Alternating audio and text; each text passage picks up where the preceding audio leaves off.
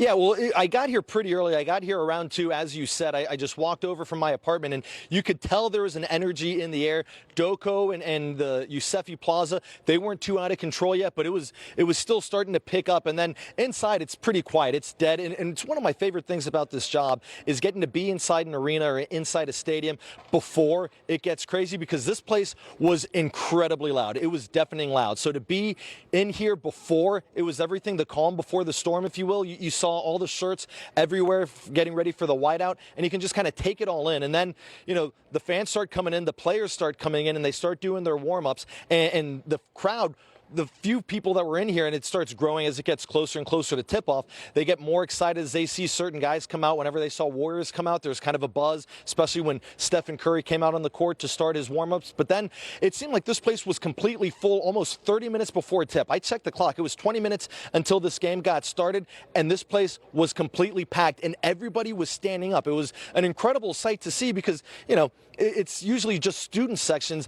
in college atmospheres, college baseball or college football or college basketball, where they're standing up the entire game. But here, the entire arena was on its feet for 20 minutes before the game started. And it was a kind of a rough start to the game. It seemed as if the moment was affecting the Kings a little bit. They were missing a bunch of shots from deep, like you and I were talking about in the 10 o'clock show. It looked like they were kind of nervous before they eventually settled in. But then once they did, it was a great game. This was maybe the best game of the first round so far. And then in the third quarter, the Kings take a 10-point lead, but then the Warriors take a 10-point lead before the Kings battle back. And how about Malik Monk and De'Aaron Fox combining for 70 points? De'Aaron Fox, a game-high 38 points.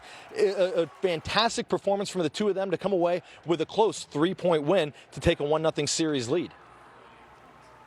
Chris, when it comes to the atmosphere, as far as the fans or something, I know we were talking a little bit earlier on. We expected more Kings fans. De'Aaron Fox mentioned that they expected more Warriors fans to be there. If I said Kings earlier, I apologize. People thinking more Warriors fans would be able to get inside the Golden One Center. That really wasn't the case. I mean, this was a majority Sacramento Kings fans in those seats. And I remember even Fox saying that other players were saying this was the loudest that they've ever heard in an arena.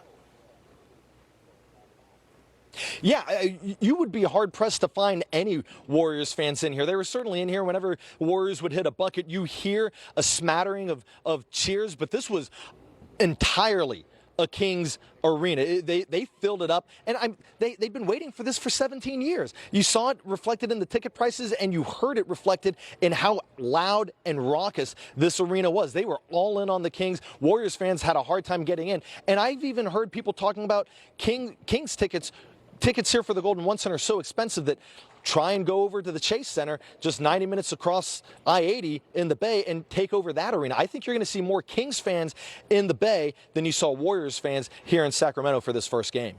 I'm not saying we should stop celebrating and look forward to Game 2, but real briefly, as we look forward to Game 2, what can we expect as fans when it comes to that matchup? I know adjustments are going to be made over the next 24 to 48 hours or so. Do you expect the same close game throughout this series? Do you expect things to speed up, slow down? What do you think is going to happen come Monday night as the Kings try to take a 2-0 advantage in this series?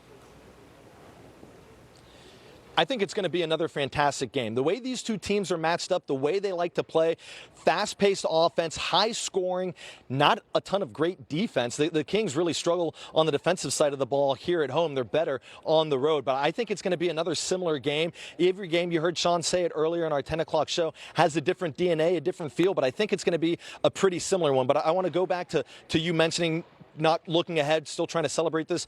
Every time I hear you talking about this, Rucker, you sound like a proud parent. You sound like a proud father when you talk about the Beam and how excited you were for this win. So I can only imagine how you're feeling right now. I am feeling fantastic. This is probably one of the best feelings of my life because you have to go through tough times to celebrate the good times. I, like so many others, hate playing that Robert Horry shot all those years ago in my head. I remember not talking for 10 minutes to my friends after that happened against the Lakers. A night like tonight doesn't erase the history, but it definitely provides a brighter future.